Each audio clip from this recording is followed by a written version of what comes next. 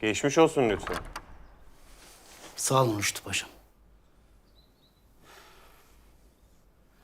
Aynen dediğiniz gibi tuzak kurulmuş. Lakin sayenizde önceden tedbirimizi alarak kurtulduk. Sağ olun. Benim sayemde değil Lütfü Paşa. Banker Cemil Efendi sayesinde. İstihbaratı getiren o.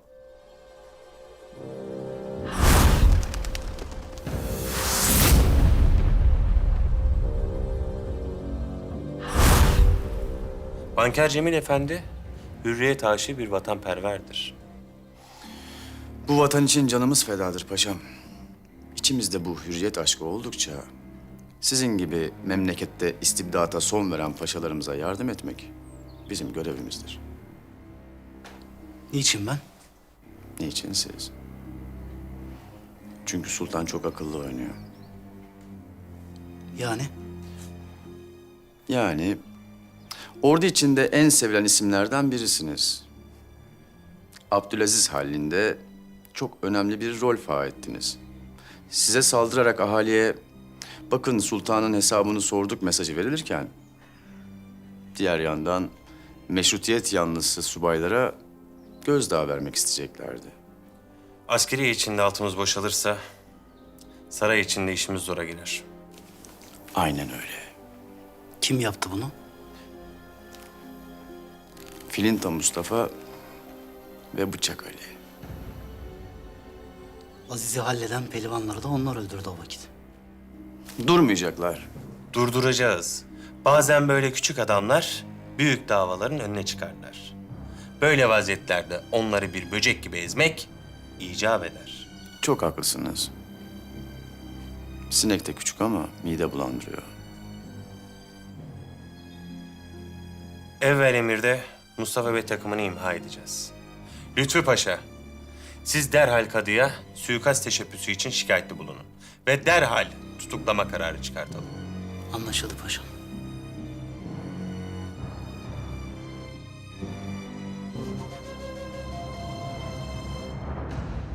Mustafa'm, ben Farah'ın köstebek olduğuna zerre kadar inanmıyorum kardeşim. İmkanı yok. Ahmet. Ya ben Ahmet be Mustafa.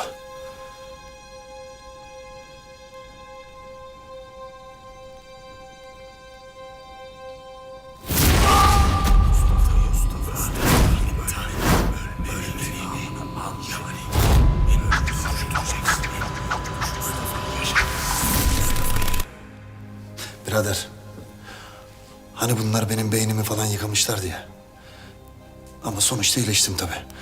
Lan bir sus Allah'ını seviyorsan ya. Ya oğlum her ihtimali düşüneyim diyorum işte ama... Ne bileyim ben Mustafa. Kardeşim sen kafayı mı yedin?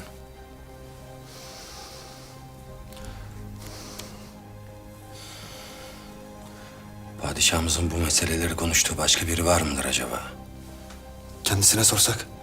Sorulur mu lan hiç? Sorulmaz tabii. Sorulmaz.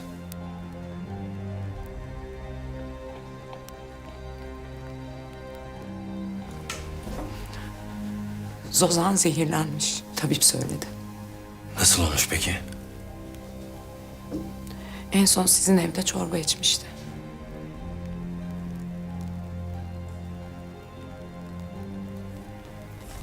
Ne ima ediyorsun? Ortada ima edilecek bir durum olduğunu düşünmüyorum. Söylüyorum. Zozan en son sizin evde çorba içti ve sonra zehirlendi. Bu ne demek? Ortada izaha muhtaç bir durum var. Zozan Leyla'nın getirdiği çorbadan sonra zehirlendi. Bunun imkanı yok. Eğer zehirlenseydi hemen zehirlenirdi. Geç intikal eden, yavaş yavaş zehirleyen bir dünya zehir olduğunu pekala biliyorsun. Bana kimi müdafaa ediyorsun?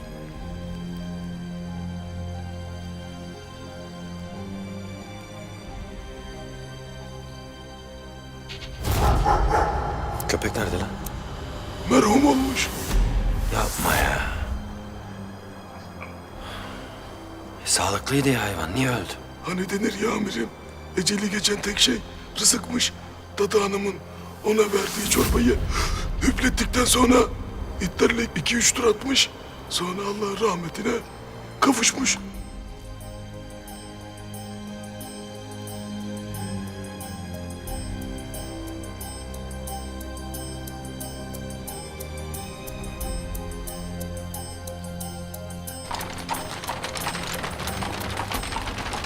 Efendiler, tahmin ettiğiniz gibi mühim bir meseleyi konuşmak üzere tarafımdan toplantıya çağrılmış bulunmaktasınız. Efendimiz biliriz. Bizler hayat memat meselelerinde göreve çağrılan azalarız. Merak içindeyiz. Mesele nedir? Teşkilatımızın İstanbul ayındaki problemleri nedeniyle işler çığırından çıkmış bulunuyor. Sabık sultanın yerine geçen yeni sultan eskisinden çok daha tehlikeli biri. Kanuni olarak yaşça daha büyük olan Şehzade Murat'ın tahta geçirilmesi gerekirken ne yapılmıştır? Şehzade Murat tahttan uzaklaştırılmış, hakkı yenilmiş ve Çırağan sarayına kapatılmıştır. Peki biz ne yapacağız? Vicdan sahibi vatanseverler olarak Şehzade Murat'ı kaçırıp sultan ilan edeceğiz. Peki bu plandan emin misiniz Efendi Akbar? Efendi Miloş. Edmund Sultan'ın izini buldum. Buldun mu? Nasıl buldun? Daha doğrusu ben bulmadım. Yolda yürürken bir çocuk bana bu mektubu verdi.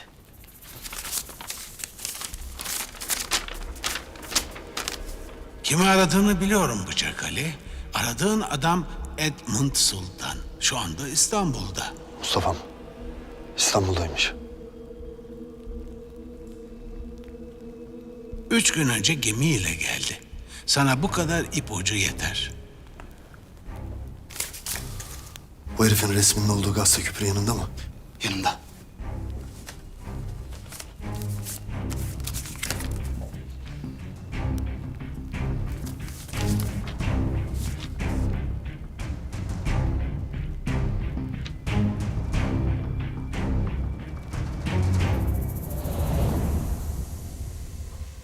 Elimde Fatih Sultan Mehmet'in kılıcı var. Sizin gibi bir koleksiyoncunun bununla ilgilenebileceğini düşündüm. Şüphesiz ilgilenirim. Yalnız gerçekliğinden emin olmam lazım. Akşam kılıcı getirelim, ben de bir uzman çağırayım. Fiyatını daha sonra konuşuruz, olur mu? Hay hay. Bu adam benim Galata'da banker olarak bildiğim adam. Ney? Ben bu adamı araştıracağım Mustafa'm.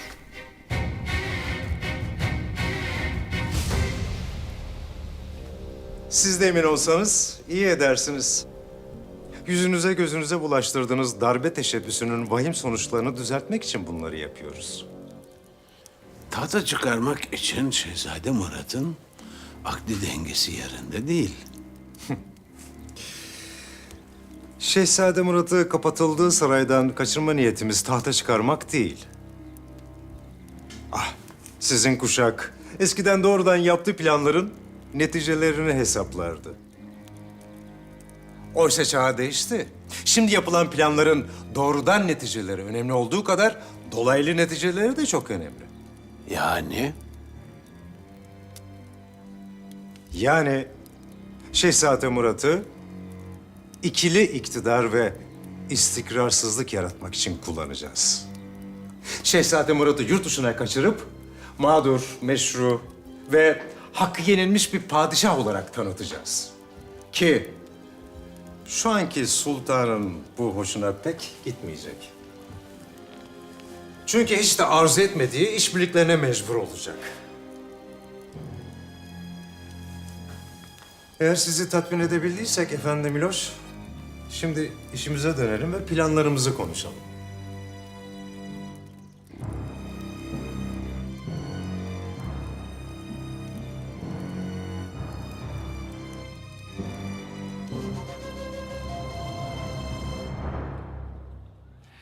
Telgraf beklediğim cevabı getirdi.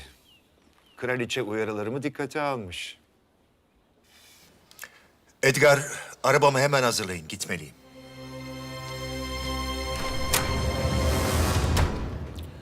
Mithat, yanılttınız bizi. Hata ettik paşa. Niye? Ne oldu ki Rüştü Paşa? Sultan senin zannettiğin gibi bizimle uzlaşma niyetinde değil. Tam tersine. Bizi çemberine alıp boğmak istiyor. Bu kanaate nereden vardınız Rüştü Paşa? Lütfü Paşa'ya suikast düzenlendi. Ne? Evet paşa. Sabık Sultan'ı öldürdükleri iddia edilen o 3 pehlivanın ibret alem olsun diye öldürülmesinden ve aileye teşhirinden sonra bugün de Lütfü Paşa'ya suikast düzenlendi. Bunu kimler yapmış olabilir Rüştü Paşa? Filinta Mustafa ve adamları. Sultan kendine has gizli teşkilatını kuruyor. Doğrudan kendine çalışan bir komite. Eğer bu doğruysa durum çok vahim Rüştü Paşa. Sultanın anladığı dilden konuşmalıyız paşa.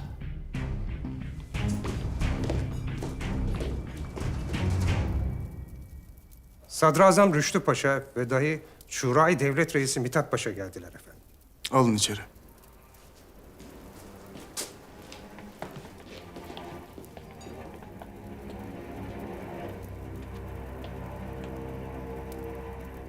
Padişahım. Ne zamandır padişah destur vermeden söz alınır oldu paşa?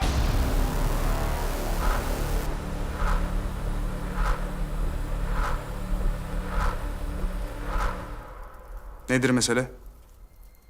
Rusların Sırplara saldırıyı durdurun notasına ne zaman karşılık vereceğiz? Cevabımı size sonra söyleyeceğim.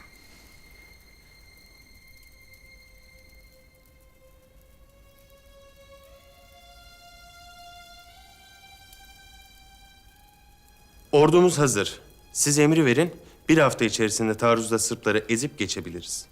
Peki ondan sonraki bir Rus taarruzunu karşılamaya hazır mıyız?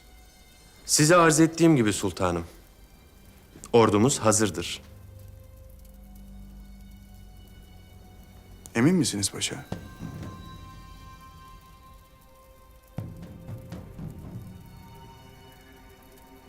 Benim edindiğim intiba bu yönde değil. Serasker Ahmet Paşa'nın verdiği istihbarat bu yönde sultanım. Ahmet Esat Paşa, Hüseyin Avni Paşa'nın Çerkez Hasan tarafından öldürülmesinin ardından daha yeni serasker oldu. Bu meseleyi doğru düzgün tahkik edememiş olabilir. Kati bir surette kazanamayacağımız veyahut Allah muhafaza yenilgi ihtimalimiz olan bir savaşa bizi sokmayın. Emir verin meseleyi bir kez daha tahkik edelim sultanım. Ruslara cevap vermek için 20 saatimiz var.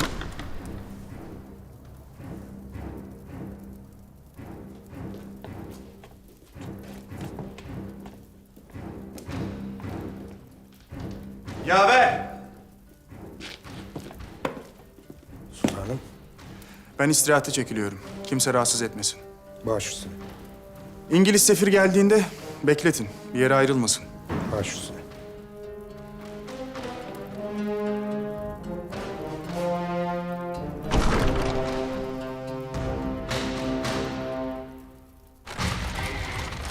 Acele et arabacı!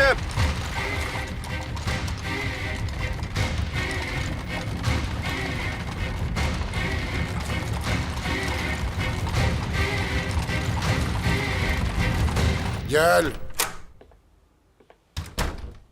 İngiliz sefiri geldi efendim. Hemen alın içeri. Buyurun. Hoş geldiniz Sefir Hazretleri. Bu ani gelişinizi neye borçluyuz? Fevkalade mühim bir mesele hakkında konuşmamız gerekiyor.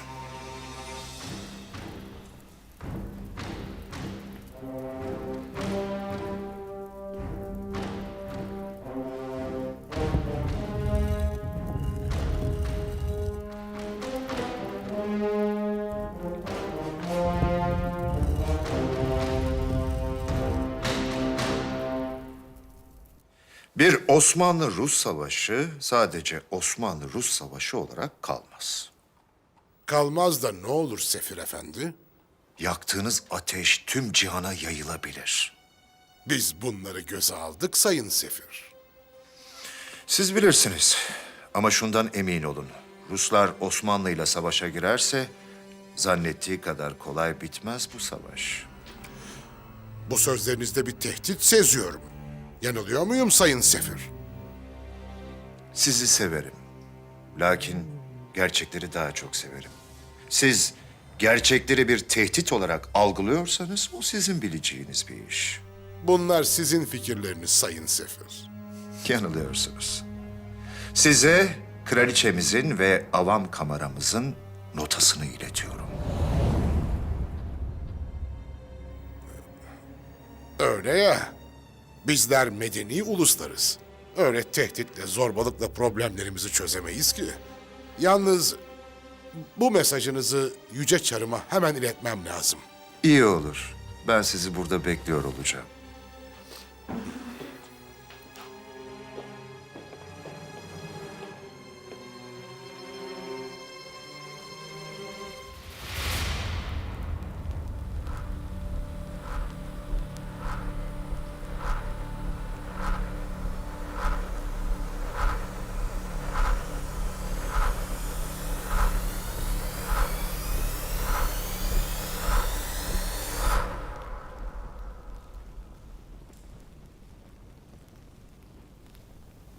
İçinde bulunduğumuz durumdan icat duymamak mümkün değil.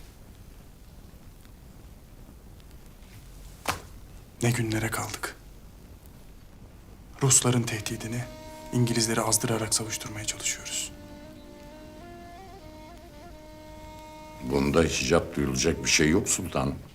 Savaş ucunda savunma ve cihat yoksa dinen caiz bulduğumuz bir hal değildir. Öte yandan her vakit son çaredir. Siz hem bu manada hem de kefereyi kefereye düşürerek ümmeti müdafaa etmekle son derece doğru yoldasınız.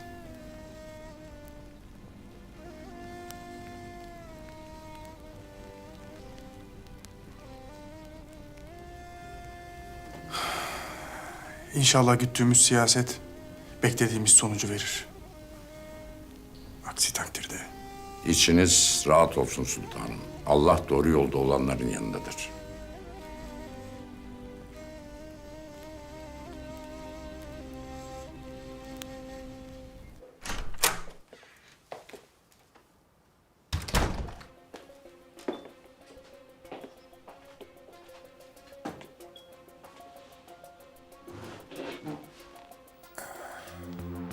Sonuç? Osmanlı Sırplara saldırmaktan vazgeçerse İstanbul'da düzenlenecek bir barış görüşmesini kabul ediyor. Pekala. Güzel.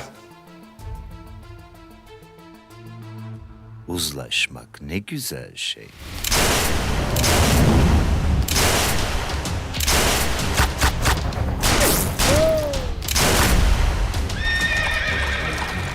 İnanmak dahi istemiyorum ama aramızda bir köstebek var.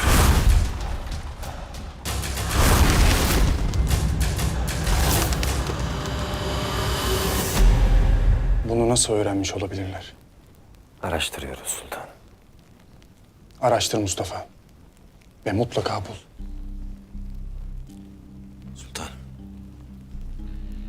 Merakım mazur görün. Lakin siz bu meseleyi... Anladım. Ben bu meseleyi biriyle konuştum.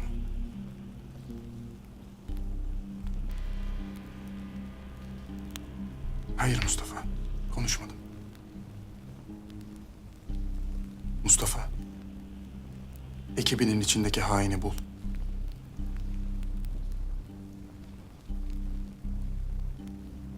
Mühim bir mesele daha var. Nedir? Şehzade Murat'ı kaçıracaklar. Muhakeme edilerek gereken cezanın verilmesi devlet-i aleyhinin emniyeti açısından lazımdır sultanım. Her ne pahasına olursa olsun elime kardeş kanı bulaşmayacak. Mustafa, gereken tedbirleri alın. Biraderimiz Çırağan Sarayı'nda kalacak. Baş üstüne sultanım.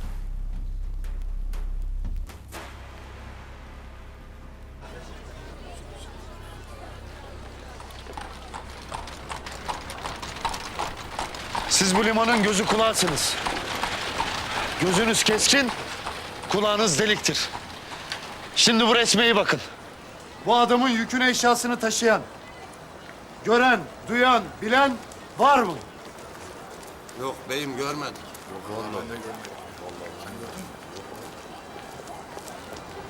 İyi bakın. Yok görmedik.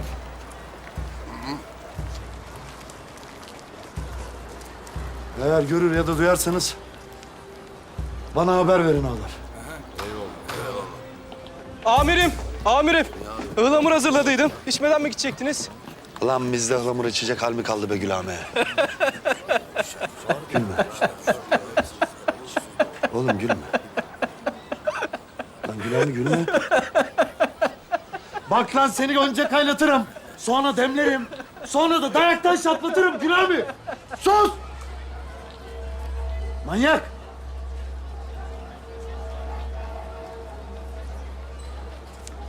Sen bu adamı tanıyor musun lan? Gördün mü? Ha gördüydüm amirim. Ne? Gördüydüm. Nerede gördün? Geçen gemiden indiydi. Ben de eşyalarını taşıdıydım. Eşyalarını mı taşıdın? Evet amirim. Nereye gitti peki? Grand Pere Oteli'ne götürdüydüm ben de amirim. Gülame. Sen bu şehri İstanbul'un medarı iftarısın kardeşim. Gül Gülame.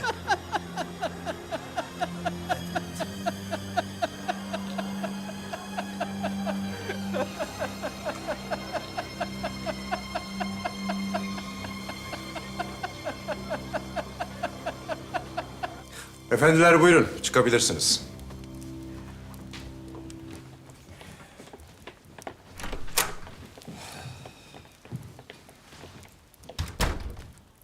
Efendi Cemil, Efendimiz, yarın akşam Şehzade Murat kaçırılacak. Gemi işiyle sen ilgileneceksin. baş üstüne. Yalnız gemi muhakkak İngiliz bandıralı olmalı. Cüretimi bağışlayın ama neden İngiliz bandıralı? Siz İstanbul ahalisi soru sormaya ne kadar meraklısınız yahu. Çok özür dilerim. Şaka yaptım Cemil Efendi.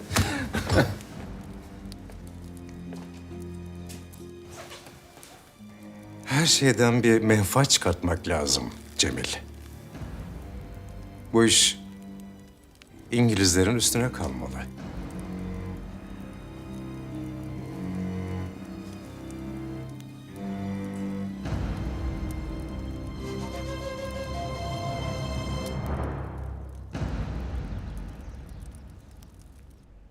Destur! İngiliz sefir geldi mi? Henüz gelmediler sultanım.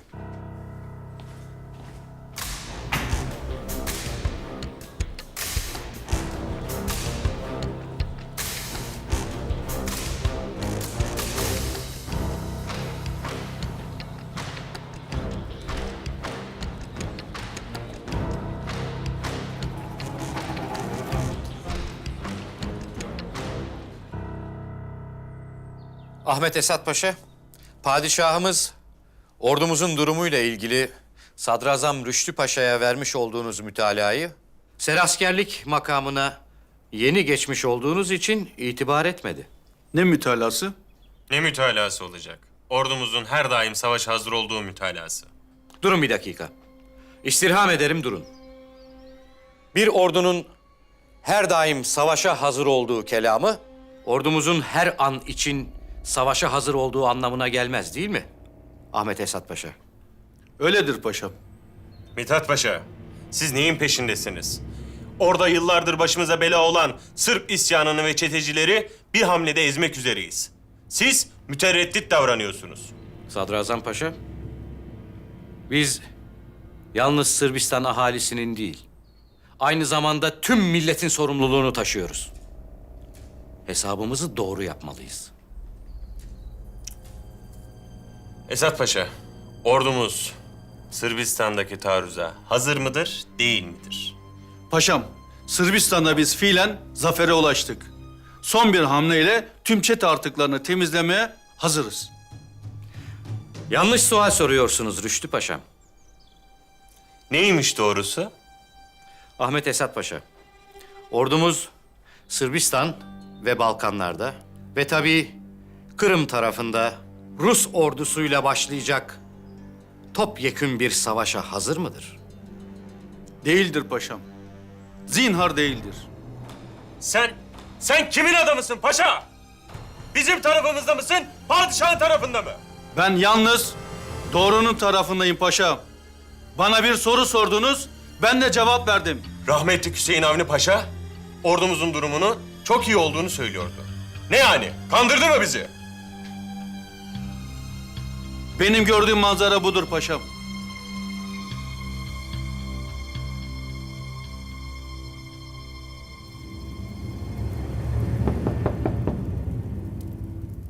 Gel. Sultanım, İngiliz sefir Sir Henry geldiler. Alın huzura.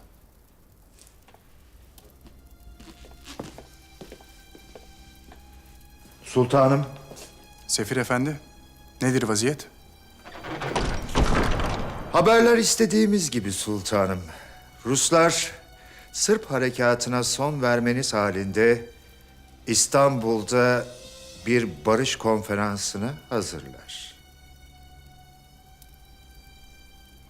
Sizin de yardım ve teşvikinizle Rus komşularımız isabetli bir karar verdi.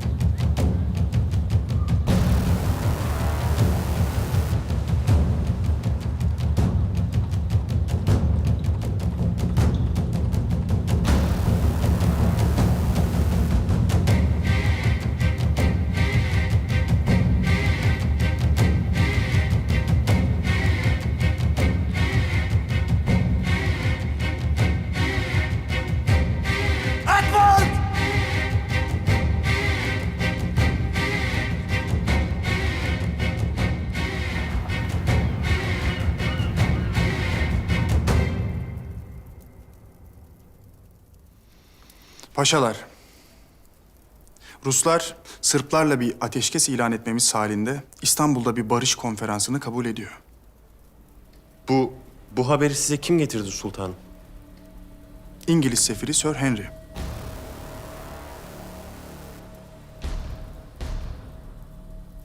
Arabuluculuğu İngiliz kraliçesi Elizabeth yaptı. Hariciye Nazırı'nın bu gelişmeyle ilgili bilgisi var mı sultanım? Yoktur paşa. Olması şart mıdır? Efendim, İrtibatı bizatihi ben kurdum. Elimizde bu fırsat varken Sırplarla ateşkes ilan etmek doğru mudur? Yanlıştır Sadrazam Paşa. Lakin ordunun hali böyleyken Ruslarla bir savaşa girmek daha da yanlıştır. Ordumuz? Ordumuz bugün itibariyle Ruslarla bir savaşa hazır değildir.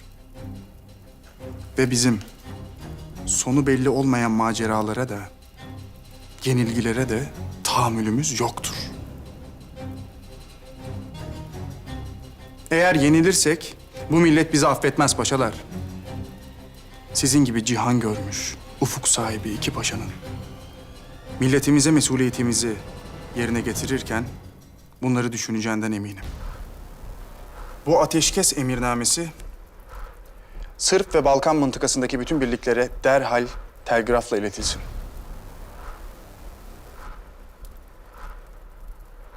Paşa! Sultanım. Çekilebilirsiniz.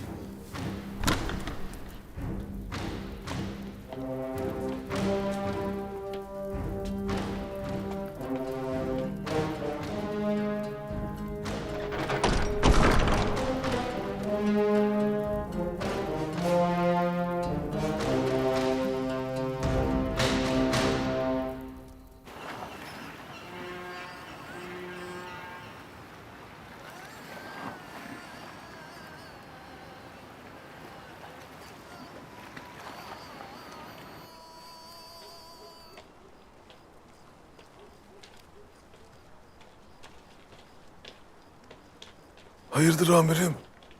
Sıkıntılı görüyorum sizi. Bekri, bu tanıdığım bütün kulak kesiklere tekrar haber sal. Şehzade Murat'ı ne gün kaçıracaklarmış öğrenmeye çalışsınlar. Emriniz. Başım gözüm üstüne amirim. Hayırlı akşamlar amirim.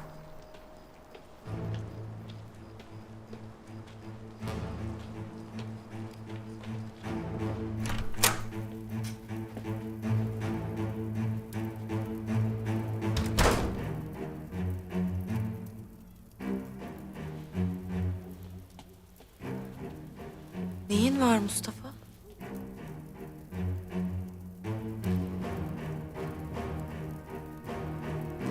İyi.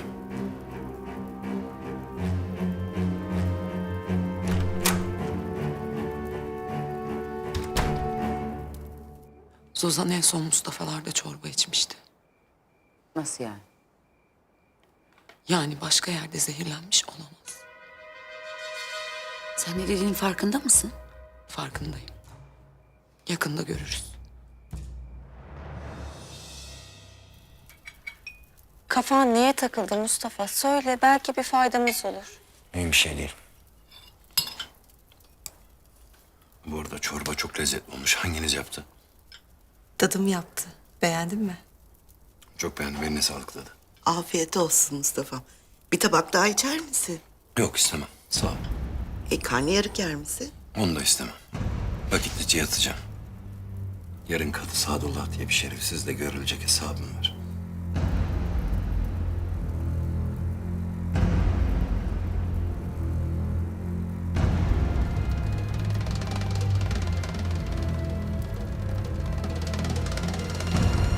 Hadi hayırlı geceler.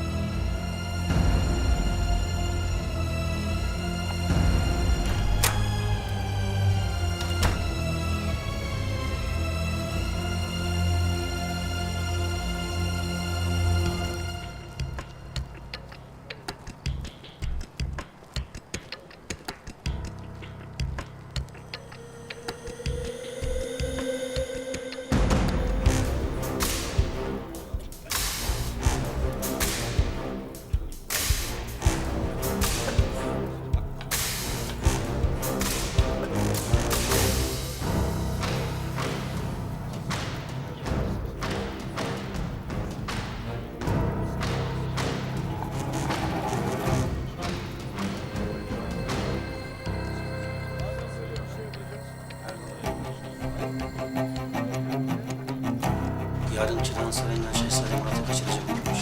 Kimden böyle? Tercüman İstavrit'in karısından olmuş mesela.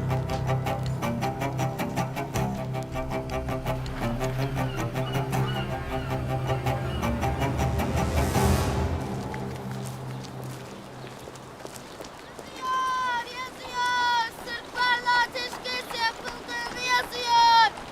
Yazıyor. Sırplarla ateşkes yapıldığını yazıyor. İstanbul'da konferans düzenleneceğini yazıyor.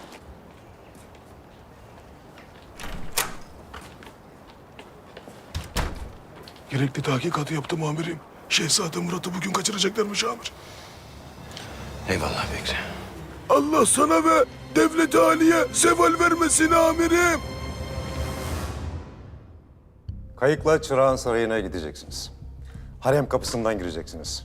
Orada bizden birileri sizi karşılayacak. Böylece sarayın nöbetçileriyle karşılaşmadan içeri girmiş olacaksınız. Efendi Akbar, Dinliyorum. geminin adı Kuzin Marie. İngiliz bandıralı.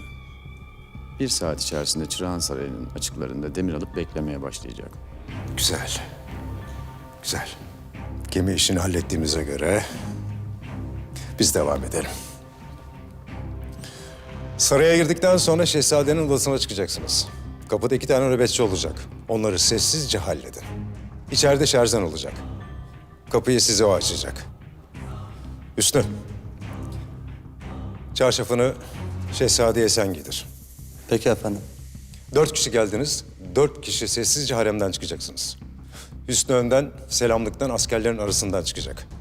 Buraya kadar anlaşılmayan bir şey var mı? Yok efendim. Sarayın iskelesinden kayıkla geldiğiniz gibi sessizce uzaklaşacaksınız.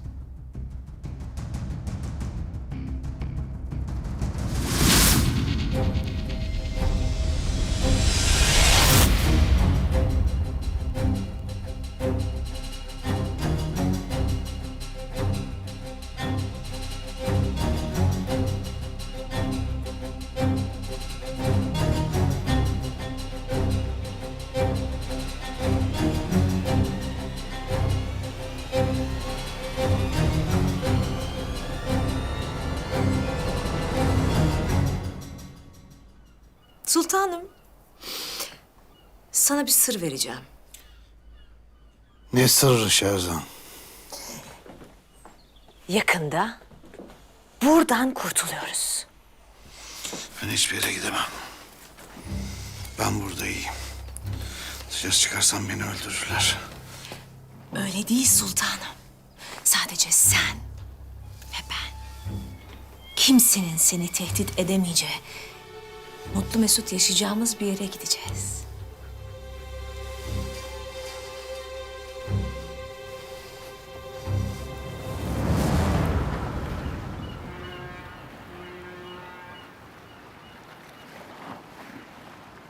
Konferansın Haliç tersanesinde bulunan Bahriye nezaretinde olması uygundur Rüştü Paşa. Siz nasıl münasip görürseniz sultanım. Öyleyse Bahriye nezareti olarak hazırlıklara başlayın paşa. Baş üstüne sultanım.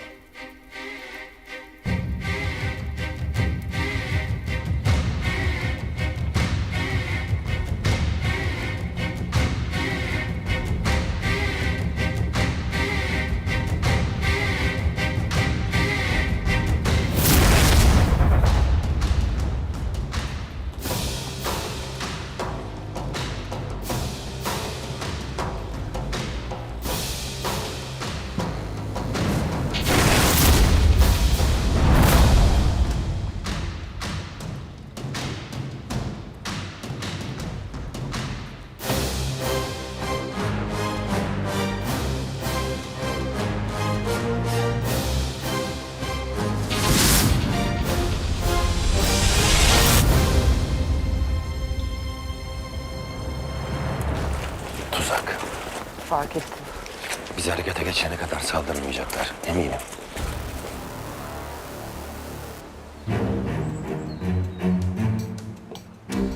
Geçin hanımlar geçin. Ses etmeden geçin.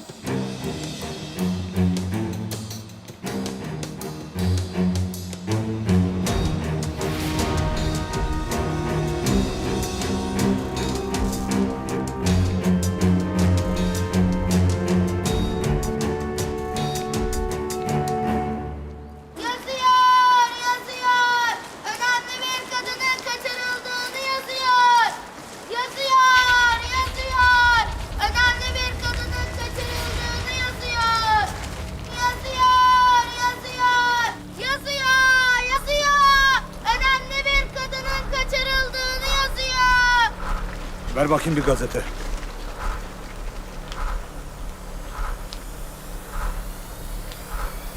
Kıpırdama kadın Sadullah. Silahını alın. Silahını ver. Silahını ver. Çabuk çabuk çabuk. çabuk.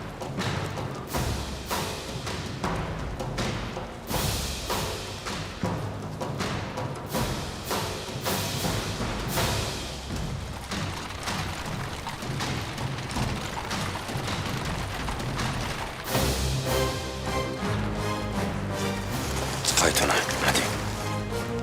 Yaptıklarınızın hesabını vereceksiniz. Vır vır yapma kadı. Kıpırdarsanız yakarım.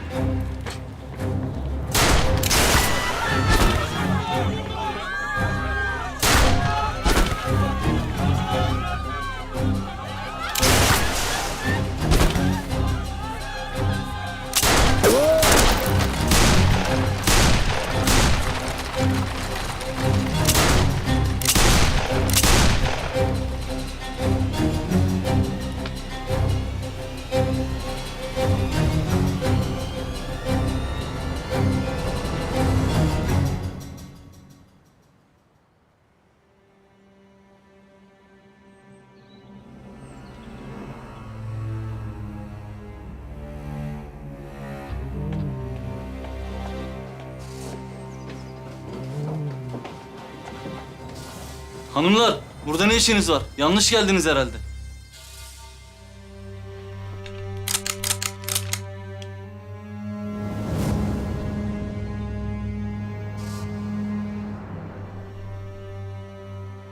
Çekil. Çekil dedim. Al bunları yan odaya kilitle.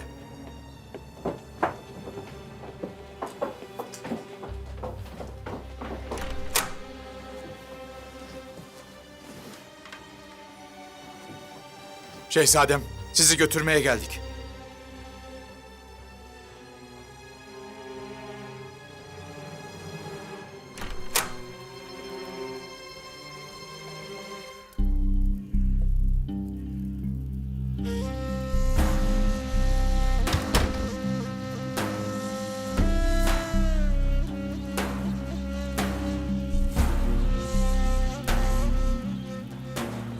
Mustafa.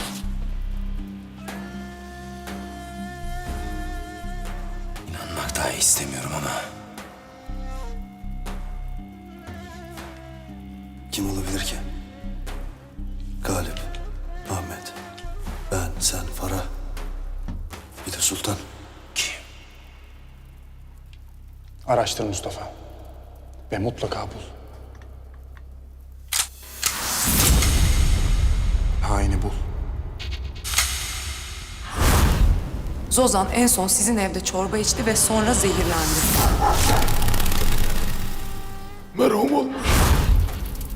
Ona verdiği çorbayı üflettikten sonra Allah'ın rahmetine kavuşmuş. Zozan Leyla'nın getirdiği çorbadan sonra zehirlendi. Bana kimi müdafaa ediyorsun? Mustafa, haini bul. Mutlaka bul.